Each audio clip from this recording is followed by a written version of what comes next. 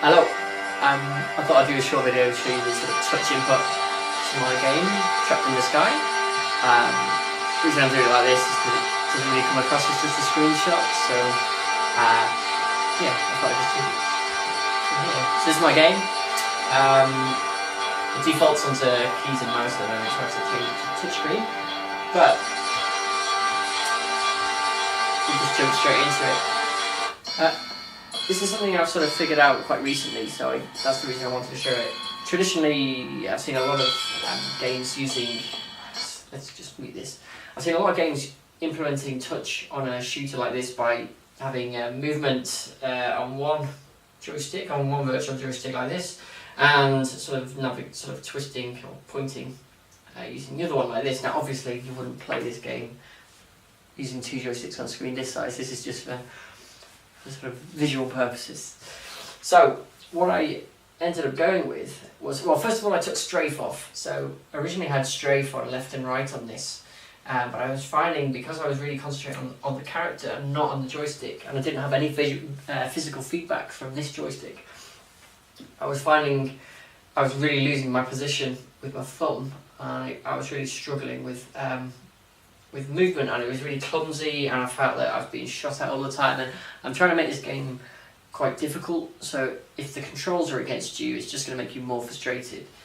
So what and the other bit I was finding is using the virtual joystick for pointing, it would snap at 90, 0, 270, 180. Like this, you can see, you probably can't see on the screen, but it snaps at something the last 5 degrees. So if you're trying to aim at a particular character, it would really annoy me that it would snap to these sort of 4 quadrants, and my aim would be lost, and I'd end up dying. So I thought, well, why don't I just make it so that you just point in the direction, and in that way you don't get the snap. It's a really nice control. And it's made aiming so much easier. So to start with, I was having to move around, and I found it a lot easier to just move around using this and the joystick. And then I just thought, well, why don't I combine both the movement and the position and the pointing with just my finger? So what I decided to do is almost like dragging an icon. You would sort of tap the character and then move forward like this.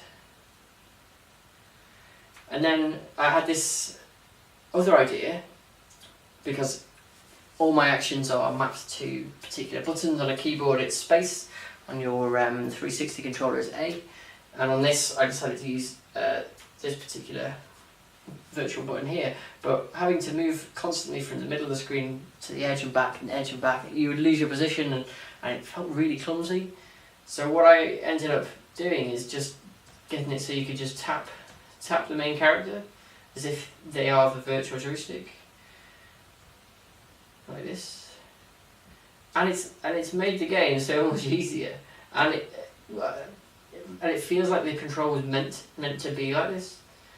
And I know this sounds like probably a ridiculous thing to say, but I'm actually preferring now controlling the character this way than I was with a keyboard and mouse. I obviously still need the fire button. I'm probably not going to. I haven't even got a gun yet, so this is a bit pointless. So you still need a fire button to shoot at people, but the control is so much nicer.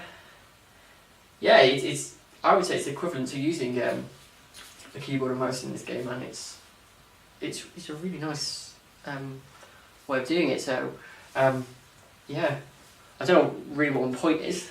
I just wanted to show you how I've implemented it and how it looks, and hopefully yeah, you can be able to try it out one day and let me know what you think.